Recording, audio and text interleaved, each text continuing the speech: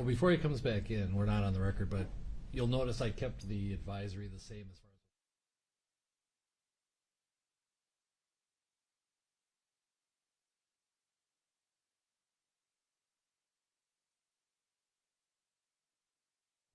as.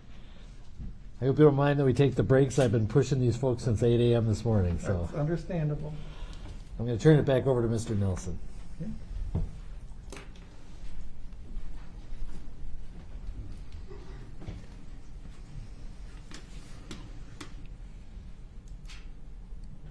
Welcome back, sir. Thank you.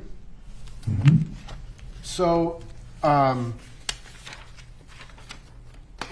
we were talking about some of the opinions and things that you held, and I have a question for you. It asks, did you or someone close to you participate in any of the demonstrations or marches against police brutality that took place in Minneapolis after George Floyd's death? And you checked yes, and then there's not any information. Did you personally participate? I did not. Okay. But you did visit the site of 38th in Chicago? I did. Okay. And in fact, you posted about that on social media, correct? I don't recall. I probably did. Okay. Would it surprise you to learn that we're looking into the background of our No. potential jurors? And that I looked at your social media? Okay. You wrote that you went to the site of the George Floyd Memorial at 38th in Chicago where he was murdered. There was a mix of all sorts of people. They were people providing food and supplies for those in need, people crying, people sharing, hugging, laughing with each other, holy ground. There was a time for prayer that lasted 9 minutes. Most knelt for that. 9 minutes is a long time. There is a groundswell for change. It was peaceful and beautiful and moving. Right? I'm glad I wrote that. Okay. And again, you are entitled to your opinions, right? Yeah. And some opinions, right, they're a little more flexible than others, right? Would you agree with that general concept? Sure. And other opinions are very, very, very entrenched in our lives, right? Yes. Okay. And those opinions can affect our decisions. Would you agree with that? Yes. Okay. So whether you have a opinion, you would expect your opinions to sometimes guide your actions, would you not? Right.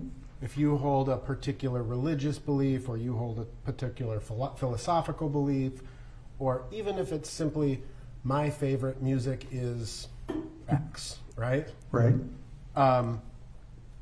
You turn on the radio and you listen to the music, your opinions guide what you do. You would agree with that? Sure. Yep. But this is a case of tremendous importance. You've said that. Yep. And my concern is that you're telling us that you can set aside your opinions and you can judge this case only on the evidence presented in court. Yeah. I mean, I think it's a matter of recognizing the situation that I'm in as a potential juror and the responsibility to, like I said, clean the slate and start fresh from what's presented in here. Okay.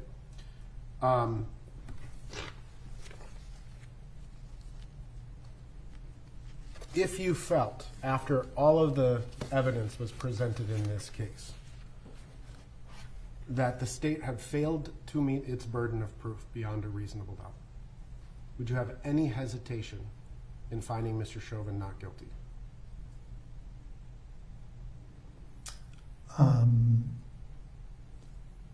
I don't think so. Okay. Again, it needs to be unequivocal, excuse me. Could you? Yeah, I can imagine that, yes. Would you then post about that on social media? I don't know. I've kind of decided that I'm refraining from any of that kind of posting right now. I'm posting music that I like and that kind of thing. Right. But I mean, you posted and you have an opinion that 38th in Chicago is sacred ground or holy ground. I don't remember what you used. Right? Would you be able to proudly say to your friends and Facebook followers and family members, I was a juror who found Mr. Chauvin not guilty? Objection.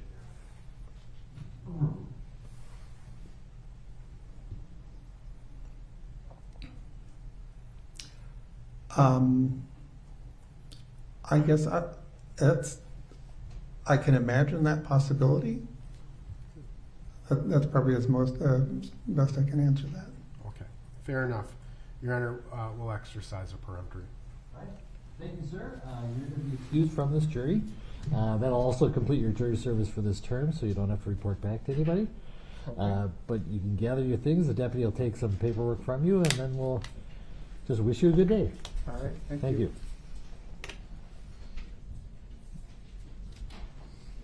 I have that as defense 7. That's what I have there.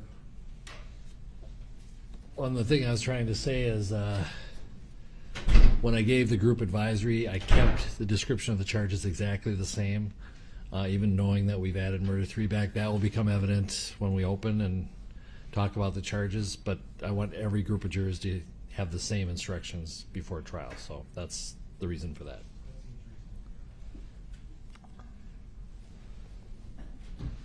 Okay.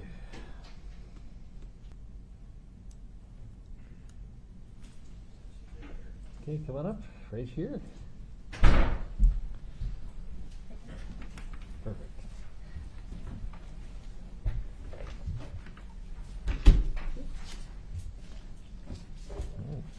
Good afternoon, you are juror number 41, is that correct? Yes. All right. Before I turn the questioning over to the attorneys, a few things we have to go over. First of all, I'm going to swear you in so that all your answers are under oath. So if you could raise your right hand. Do you swear or affirm, under penalty of perjury, that you will truthfully answer all questions about your qualifications to serve as a juror? I swear. Okay, thank you. We are exercising COVID precautions, but I'm going to keep my mask on. We have plexiglass between us, and you'll have plexiglass between you and the attorneys who also have their own plexiglass. The upshot of that means if you'd like, or if you think you could be heard better, you can take the mask off while you're being examined. And if you do so, I would ask in either case that you pull up to the microphone so we can hear you nice and loud. All right? Now, to begin with, you filled out a questionnaire, and thank you for taking the time to do that. That was greatly appreciated. Was everything true that you put on that questionnaire? Yes, it's been a while since I have filled it out, but I believe everything is true. There is one question that I am thinking about a lot in my brain, and I'm not sure, I can't remember exactly how I answered it before, but. Okay. And you anticipated my next question, which was, are any changes or additions that you can think of right now? Yeah, I think the one thing that is kind of instilled in my brain is the question regarding impartiality. I do feel that after thinking about it more deeply, that I'm not sure that I can bring impartiality to this case at this point. Okay, tell me a little bit about that. Why you feel that way? Yeah,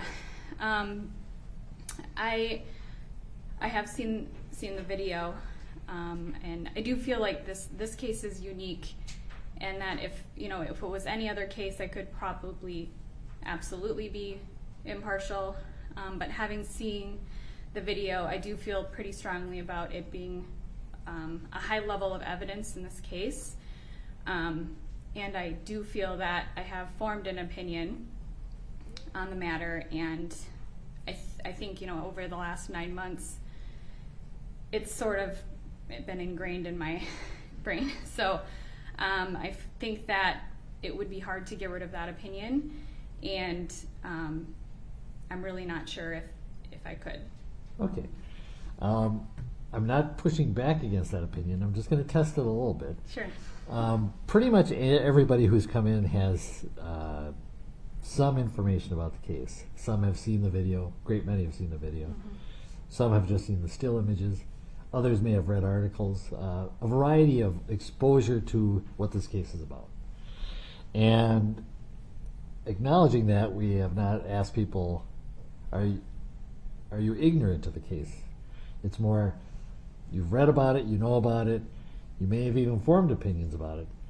Knowing yourself, can you put those aside? Because to be a juror, you have to be fair and impartial, which means blank slate. You can have opinions, not a problem. But you have to put those aside, and you have to put aside what you know about the case from outside the courtroom. And I think you've been very honest, and I'm glad you've reflected on this, because the question is, you, knowing yourself, do you really think you could be fair and impartial or not? Yes, I think I understand where you're getting at, and Yeah. I think that I think this case, still think this case is unique. I think me as a person would be great on any other case, but the death has actually impacted my life as I've thought about it more. And in fact, I have volunteered for a nonprofit organization to help serve underserved and vulnerable children as a result of the societal impact and everything. So I do feel like it has impacted me in that I think change needs to happen, and that's kind of where my heart is. Okay. And so the answer to the basic question, can you be fair and impartial in this case? Your answer is? No. All right. I'm just going to ask if any of the attorneys wish to inquire. Mr. Nelson? No, thank you. Mr. Slisher? If you would.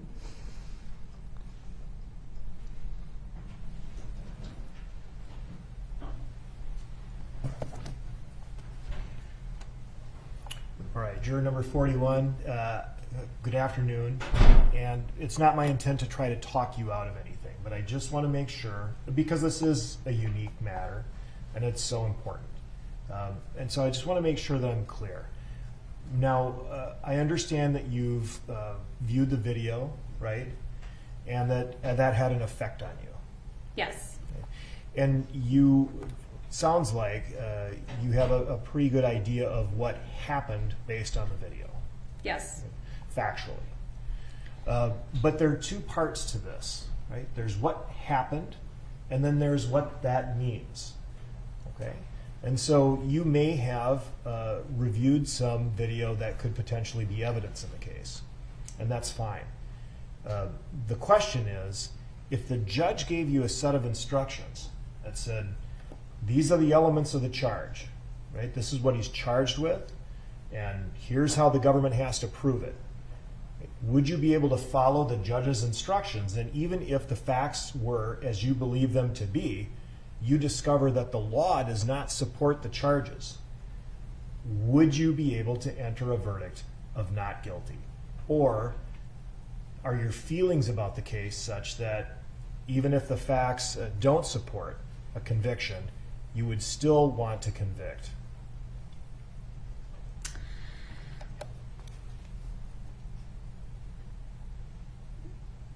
I'm trying to think about how to answer that.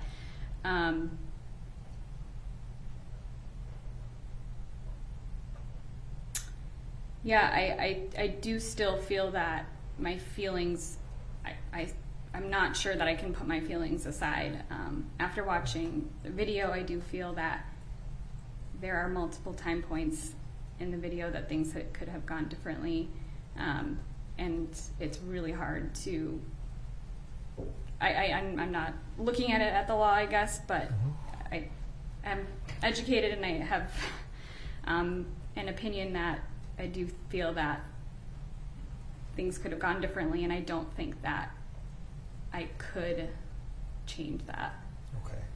And so it sounds like sitting here today, you know, as much as you'd like to, you don't think that you could give the defendant a fair trial. Exactly. I wish I could. but I don't think I can. Well, we really appreciate your honesty, and thank you very much. I appreciate your time today. All right. First of all, let me thank you for your honesty. And the only thing a juror can do wrong is to not be honest. And I really appreciate it when jurors reflect on their own thoughts about whether they can truly be fair and impartial on a case. It's not a failure to say you can't in a specific case. It's just a recognition this is not the case for you. As I said at the beginning, being excused does not mean that you are not a fair and impartial person. It's just this case. So I'm going to excuse you. You are actually released from all your jury service, so you don't have to worry about reporting to anybody. We might send you a summons in a few years, but other than Sure. that, you are free to go. The deputy will collect some paperwork from you. Okay. All right. Thank you so much. Thank you, Judge Cahill. Yeah.